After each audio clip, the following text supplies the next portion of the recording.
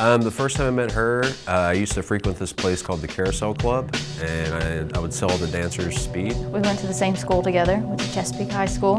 I would just hook her up with speed, basically. No, I'm kidding. But we really didn't meet up artistically until I started posting some pictures online. Bought a point and shoot camera and I wanted to start taking pictures. So I did a picture of the day, like a 365 project.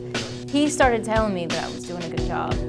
It's obvious that she uses her own eye and that she's very aware of what it is that she likes and what she wants to take photos of. So everything seems really natural and really beautiful, and it seems like it comes to her as it should. Since I was young, I always wanted to be artistic. I kind of grew up in the country, in Greasy Ridge. So I played in the woods and I love nature. So I actually find, like, a lot of my shots are nature shots. I find those in Huntington. And I kind of live by Ritter Park, which is great for me. I take a lot of nature shots, and I think I go back to my childhood of loving nature and taking those shots now. I think she just takes from her surroundings and her environment and makes the most of it. You always find a little bit of what you're doing. You can always place it back to something you've seen before. I mean, I like to think some of my stuff is original, but I mean, you're always inspired from something. I draw my inspiration from the idea that everything's so terrible. Honestly, I think his work is a little bit out of the box. It's not your normal classic art or your fine art. And try to show things in a light that's different, that makes people look at things differently, even if they've seen them all the time.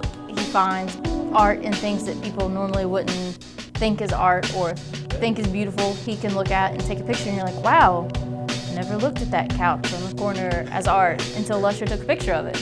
We live in this area that's supposedly so terrible and everything, but if, it's first world problems, it's kind of like what you do if you're worth a damn is you go out and you try to make something better from how terrible everything is. And if you can't do that, then you're going to sit around and bemoan everything.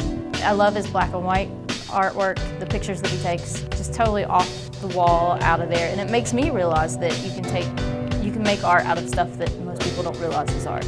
I don't put too much stock into what people's artwork is supposed to mean, or if it's coming from some really deep place or something like that. I never think of it. I get an initial reaction from it. That's what makes it for me, is if I see something and I immediately am drawn to it, and that's what matters to me. It has nothing to do with the deeper meaning.